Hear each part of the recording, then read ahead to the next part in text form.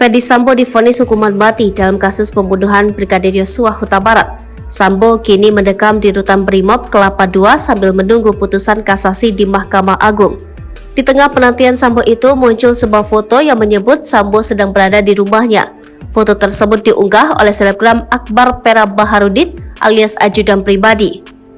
Dalam foto itu terlihat Sambo tertunduk di depan meja yang terdapat banyak makanan. Ia mengenakan kaos berwarna hitam dengan sandal bertuliskan Reebok.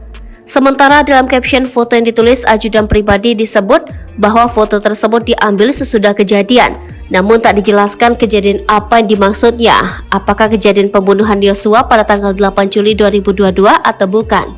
Sesudah kejadian langsung ke rumah beliau kasih semangat, tulis ajudan pribadi.